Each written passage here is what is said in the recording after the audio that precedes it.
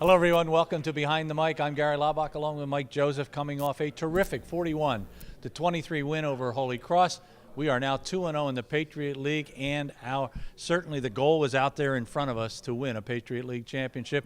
We'll pick it up again this week at Georgetown, 1 o'clock start. You can watch it on the Lafayette Sports Network. And Mike, we have to look back. When it was such a great effort this past Saturday. And, you know, as a kid, we all learned the 3 R's. I think Frank has learned the 3 R's in terms of offense for Lafayette. We've got Reed, we've got Ross Sherman, and we've got Mark Ross. Those 3 R's have just been spectacular. They certainly were this weekend, and they not only were great on offense, but they put all 3 facets of the game together. Defensively, just fantastic. And when you can add guys in on the offensive side like Brandon Hall and a great performance from Greg Kessel and that offensive line, and then you add in, you know, obviously Mark Ross and his ability to catch the football in traffic, new freshman quarterback, you know, things are looking good. Yeah, you and I have been around the game for a long time, and I don't think I've ever seen an individual performance under the circumstances. A freshman starting his first game, coming in against what was a very good football team. I mean, Holy Cross is not a bad team at all, and going out there, complete a pass, throw 1 incompletion, and complete the next 20 for 5 touchdowns, 283 yards. An amazing performance. It was outstanding. It really was. It was so much fun to watch, and at one point 20 straight completions, which he had done in high school, and he just looks so comfortable. He doesn't look like he's going to be rattled.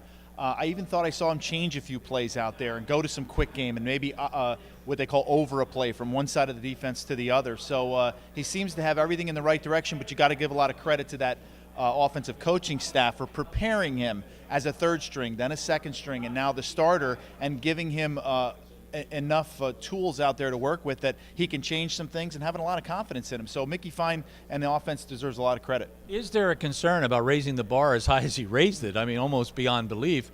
And then coming back again this week, that maybe you're a little more nervous coming in this week because of what you did the previous week.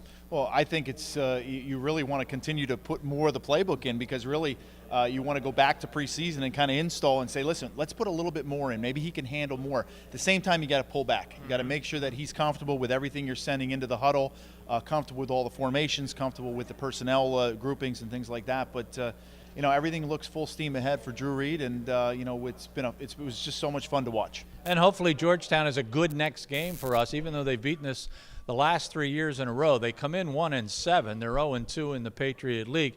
But they have some good players. I mean, we saw Kyle Nolan last year at quarterback. He played very well.